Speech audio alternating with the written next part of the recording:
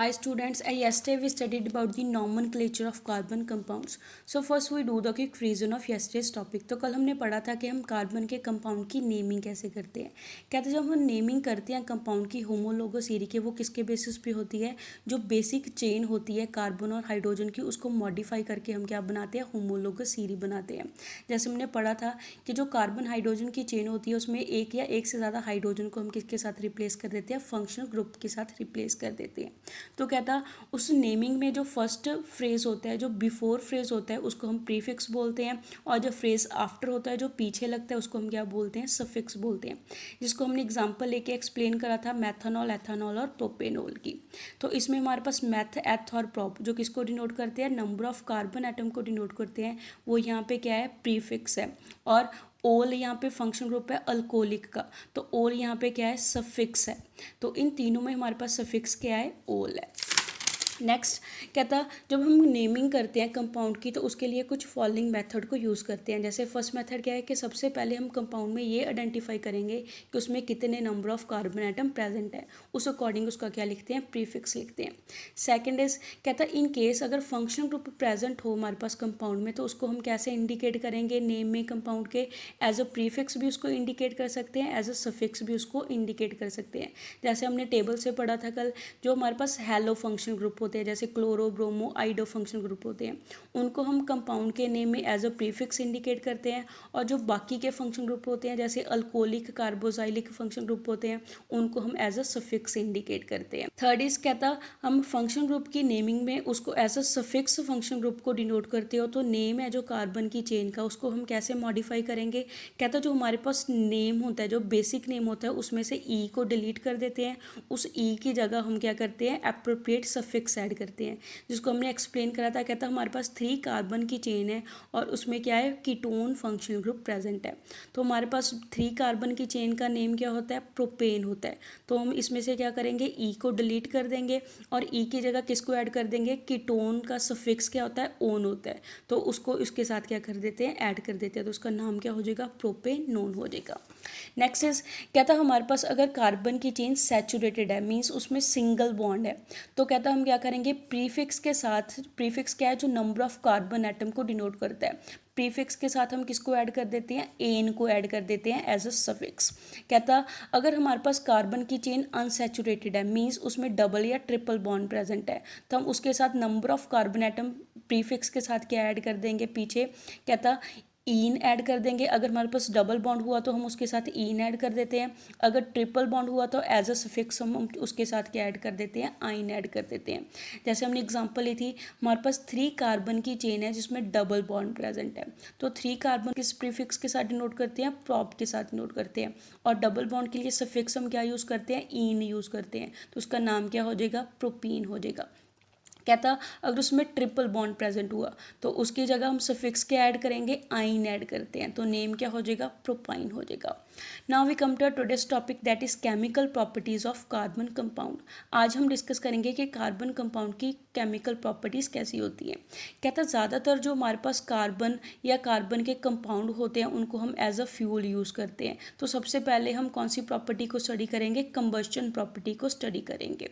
तो कंबस्शन में क्या है, कहता है जब कार्बन अपनी एलोट्रॉपिक फॉर्म में होता है, एलोट्रॉपिक फॉर्म मीन्स कहता है कंपाउंड्स बने हों सेम एलिमेंट के एटम के साथ, बट उनकी फिजिकल प्रॉपर्टीज़ क्या हो, डिफरेंट हो, उनको हम क्या बोलते हैं, एलोट्रोप बोलते हैं। जैसे कार्बन की एलोट्रॉपिक फॉर्म है डायमंड और ग्रेफाइट, दोनों किसके बने हैं, कार्बन के बने हैं, बट डायमंड और ग्रेफाइट दोनों की प्रॉपर्टीज़ क्या होती हैं, डिफरेंट होती है। कहता जब हम कार्बन या कार्बन के एलोट्रॉपिक फॉर्म को बर्न करते हैं ऑक्सीजन की प्रेजेंस में, तो प्रोडक्ट क्या देगा, वो कार्बन डाइऑक्साइड हमारे पास प्रोडक्ट बनता है, और साथ में हीट और लाइट क्या होती है, रिलीज होती है। कहता जो ज़्यादातर हमारे पास कार्बन के कंपाउंड है वो क्या करते हैं, लार्ज अमाउंट में हीट और लाइट को रिलीज़ करते हैं जब हम उनको क्या करते हैं, बर्न करते हैं। कहता ये कौन सी रिएक्शन हो रही है, ऑक्सीडेशन रिएक्शन हो रही है, जिसको हमने फर्स्ट चैप्टर में पढ़ा था। जैसे हमने फर्स्ट एग्जाम्पल लिया कि हम कार्बन की ऑक्सीडेशन करते हैं, तो कार्बन की ऑक्सीडेशन करके प्रोडक्ट क्या मिलेगा, कार्बन डाइऑक्साइड प्रोडक्ट मिलता है और साथ में हीट और लाइट प्रोड्यूस होती है। जैसे कहता है हमने कार्बन का कंपाउंड ले लिया मीथेन, मीथेन को जब हम बर्न करते हैं ऑक्सीजन की प्रेजेंस में, बिकॉज जो बर्निंग है वो किसकी प्रेजेंस में होती है, हवा की प्रेजेंस में होती है। हवा में क्या होती है, ऑक्सीजन गैस प्रेजेंट होती है। कहते हैं जब हम मीथेन को बर्न करेंगे ऑक्सीजन की प्रेजेंस में तो प्रोडक्ट क्या बनेगा, कार्बन डाइऑक्साइड बनती है, साथ में वाटर बनता है और हीट और लाइट क्या होती है, रिलीज होती है। ऐसे ही हम कोई भी कार्बन के कंपाउंड को जब बर्न करते हैं, जैसे हमने थर्ड कंपाउंड लिया है, अल्कोहलिक कंपाउंड लिया है, हमारे पास इसका नेम क्या हो गया, इसमें नंबर ऑफ कार्बन एटम कितने हैं, 2 नंबर ऑफ कार्बन एटम है, तो प्रीफिक्स यहाँ पे क्या लगेगा, हमारे पास एथ लगेगा। और हमारे पास फंक्शनल ग्रुप कौन सा प्रेजेंट है, OH फंक्शन ग्रुप है। OH किसका होता है, अल्कोहलिक फंक्शन ग्रुप होता है। उसके लिए हम सफिक्स क्या यूज़ करते हैं, ओल सफिक्स यूज़ करते हैं। दैट मीन्स इसका नेम क्या हो गया, एथानोल इसका नेम हो गया। कहते हैं जब हम एथानोल को हवा की प्रेजेंस में बर्निंग करते हैं तो प्रोडक्ट क्या मिलेगा, carbon dioxide, water plus heat और लाइट प्रोड्यूस होते हैं।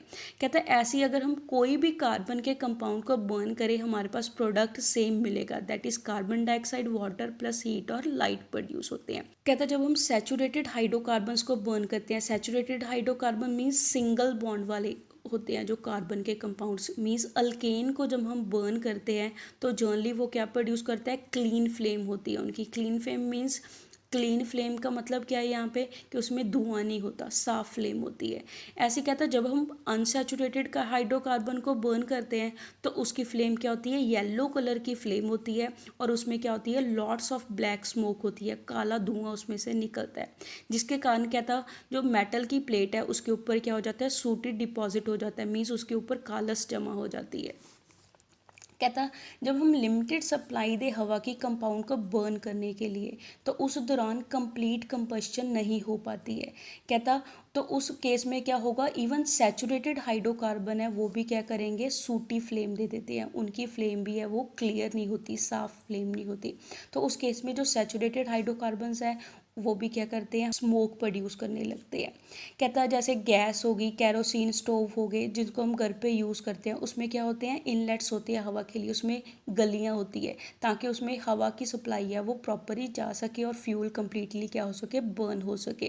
कहता तो तभी हमारे पास जो फ्लेम होती है हमारे बर्नर की वो क्या होती है, क्लीन ब्लू कलर की फ्लेम होती है।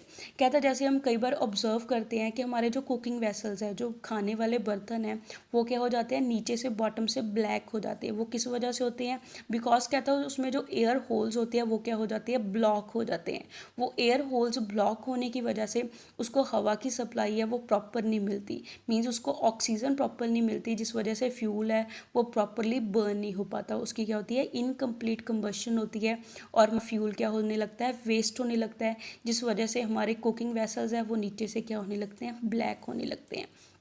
कहता जैसे फ्यूल्स हो गए, कोल, पेट्रोलियम, इनमें क्या होता है, थोड़ी अमाउंट में नाइट्रोजन और सल्फर भी प्रेजेंट होता है। कहता जब हम इन फ्यूल्स को बर्न करते हैं तो उसमें साथ में क्या होगा, सल्फर और नाइट्रोजन भी क्या होते हैं, बर्न होते हैं और वो किस में कन्वर्ट हो जाते हैं, ऑक्साइड्स में कन्वर्ट हो जाते हैं। जैसे सल्फर और नाइट्रोजन के क्या बनते हैं, ऑक्साइड बनते हैं, जो कि क्या है, मेजर पॉल्यूटेंट्स हैं इन्वायरमेंट के लिए। नेक्स्ट सेकंड केमिकल प्रॉपर्टी है ऑक्सीडेशन। ऑक्सीडेशन क्या होती है, कहते हैं जो कार्बन के कंपाउंड है वो ईजिली क्या हो जाते हैं, ऑक्सीडाइज हो जाते हैं जब हम उनको क्या करते हैं, बर्न करते हैं। कहता है इसके अलावा जो हमारे पास रिएक्शन होती है अल्कोहल की, अल्कोहल की जब ऑक्सीडेशन करते हैं तो अल्कोहल किस में कन्वर्ट हो जाते हैं, कार्बोक्सिलिक एसिड में कन्वर्ट हो जाते हैं। जैसे हमने एग्जाम्पल लिए एथेनॉल की, ethanol means number of carbon atom 2 है और साथ में फंक्शन ग्रुप क्या है, OH फंक्शन ग्रुप है। कहता है जब हम इसकी ऑक्सीडेशन करते हैं, ऑक्सीडेशन किसकी प्रेजेंस में करते हैं, अल्कलाइन पोटाशियम परमैंगनेट की फॉर्म में करते हैं या फिर एसिडिफाइड पोटाशियम डाइक्रोमेट की प्रेजेंस में करते हैं। तो यहाँ पे क्या होगा, प्रोडक्ट क्या मिलता है, एथेनोइक एसिड मिल जाता है। तो एथेनॉल किस में कन्वर्ट हो गया, एथेनोइक एसिड में कन्वर्ट हो गया। जैसे हाइड्रोजन कितने बॉन्ड बना सकता है कार्बन के साथ, एक हाइड्रोजन सिर्फ 1 सिंगल बॉन्ड बना सकता है। तो यहाँ पे 2 हाइड्रोजन लगे हैं, मीन्स इसने क्या बनाया है, 2 हाइड्रोजन ने कार्बन के साथ सिंगल बॉन्ड बनाया है। तो 2 हाइड्रोजन को रिप्लेस करके एक क्या आ जाती है, ऑक्सीजन आ जाती है, बिकॉज ऑक्सीजन क्या बनाती है, डबल बॉन्ड बनाती है। तो इस वजह से इसकी क्या होगी है, ऑक्सीडेशन होगी है, हाइड्रोजन को रिमूव करके ऑक्सीजन उसकी जगह क्या होगी है, ऐड होगी है, तो उसको हम क्या बोलते हैं, ऑक्सीडेशन रिएक्शन बोलते हैं। कहता है कुछ सब्सटेंसेस कैपेबल होते हैं वो दूसरे में क्या कर देते हैं, ऑक्सीजन को ऐड कर देते हैं। यहाँ पे हम कौन से सब्सटेंसेस यूज़ कर रहे हैं, alkaline KMnO4 acidified potassium dichromate use कर रहे हैं। तो ये क्या करते हैं, अल्कोहल को ऑक्सीजन प्रोवाइड करते हैं ताकि वो किस में कन्वर्ट हो सके, एथेनोइक एसिड में कन्वर्ट हो सके। तो ऐसे सब्सटेंसेस को हम क्या बोलते हैं, ऑक्सीडाइजिंग एजेंट बोलते हैं। कहता एल्कलाइन KMnO4 है या फिर एसिडिफाइड K2Cr2O7 है। ये क्या करते हैं, ऑक्सीजन को ऐड कर देते हैं अल्कोहल में और उसको ऑक्सीडाइज करके किस में कन्वर्ट कर देते हैं, एथेनोइक एसिड में कन्वर्ट कर देते हैं। हैंस उनकी क्या हो जाती है, ऑक्सीडेशन हो जाती है और इन दोनों को हम क्या बोलते हैं, ऑक्सीडाइजिंग एजेंट्स बोलते हैं।